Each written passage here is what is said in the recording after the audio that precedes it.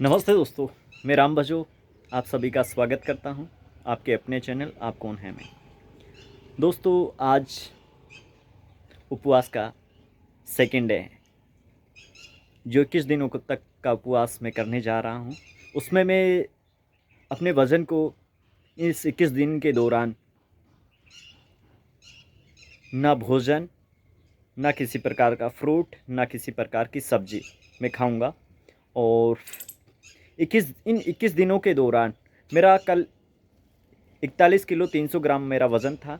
मैं इस वज़न को बढ़ा कर देखना चाहता हूँ। दूसरा, मैंने एक और नोटिस की थी, हम यदि नहीं खाएं तो बिना सोए भी आप हम रह सकते हैं। नींद हमें नहीं आएगी। नींद हम साधना करना चाहते हैं या किसी काम को लेकर हम काम करते हैं तो हम सोचते हैं, चाहते हैं कि नहीं, नींद नहीं आए। तो जो भी साधक यदि साधना करना चाहते हैं तो इस वीडियो को ज़रूर देखें, और इस तरीके से उपवास यदि करते हैं तो उनको नींद नहीं आएगी। आज पहले तो मैं आपको दिखा देता हूँ आज का हमारा जो वज़न है वो कितना है। चलो चलते हैं, फिर मैं आगे से दिखाता हूँ।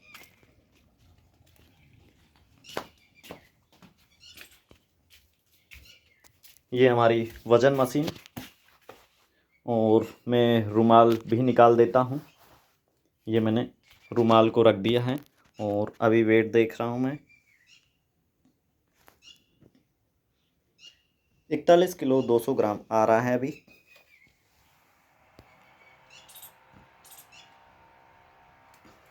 एक बार और देखते हैं। वही आ रहा है 41 किलो 200 ग्राम। ये हमारा ऑफिस बना हुआ है। ये बहुत सुंदर बना रखा है हमने।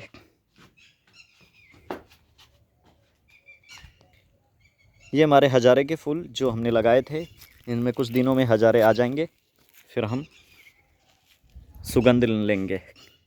चलो, ये तो गलत चीज़ देख बैकग्राउंड दिखाता हूँ।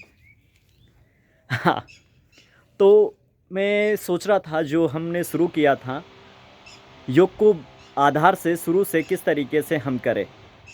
तो हमने जो अष्टांग योग थे उसके पहला जो पार्ट था यम, वो हमने पढ़ लिया था। दूसरा था नियम। नियम के भी हमने 3 पार्ट सीख लिए थे। सोच, संतोष और तब तक हमने सीख लिया था। आज इसका चौथा पार्ट मैं बनाने जा रहा हूँ, वो है स्वाध्याय। स्वाध्याय का मतलब है हर वो विषय जिसको हम उसके मूल तक समझ सकते हैं, उसकी जड़ तक, उसका मूल अर्थ तक हम पहुँच सक पहुँचे तो उसे स्वाध्याय कहते हैं। यानी कि सही से अध्ययन करना स्वाध्याय कहलाता है, या यूँ कहें अपने द्वारा किए गए कार्यों का अध्ययन करना स्वाध्याय कहलाता है। इसके लिए आप लोगों को एक डायरी बनानी है। डायरी में आपका हर एक जो भी आप मूवमेंट कर रहे हैं वो सही है कि गलत है, उसके बारे में रात को बैठकर आराम से स्वाध्याय करना है, अध्ययन करना है। क्या इसमें आप बेटर कर सकते थे, आपने जो समय बर्बाद किया उसमें क्या क्या कुछ कर सकते थे और एक्स्ट्रा। एक सेकंड। तो इस तरीके से स्वाध्याय करना चाहिए। बहुत से लोग बाग जो शास्त्रों का अध्ययन करते हैं, तो पहले शास्त्रों का अध्ययन उसके मूल अर्थ से लेते थे। उसका असली अर्थ क्या था उसके मूल तक जाने की कोशिश करते थे। लेकिन आजकल ऊपर ऊपर से उसको पढ़ लेते हैं, उसके भावार्थ तक नहीं जाते हैं। तो इसके भावार्थ तक जाना ही स्वाध्याय कहलाता है।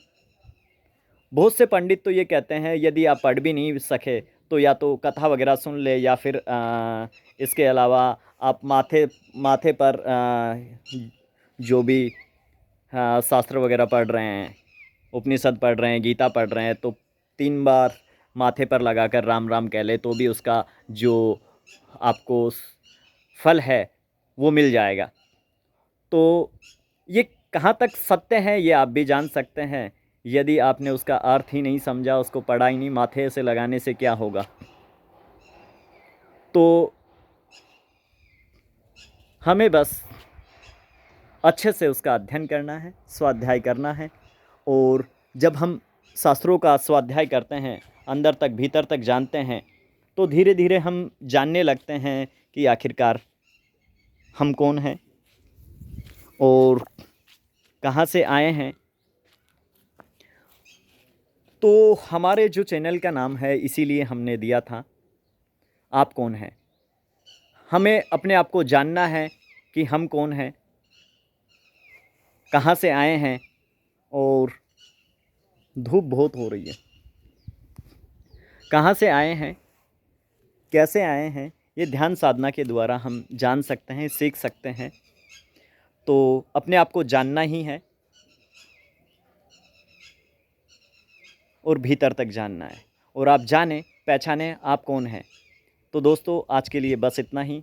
नमस्ते, जय हिंद। अच्छा लगे तो लाइक कर सकते हैं, आगे मैं कुछ नहीं कहूँगा, आपकी इच्छा।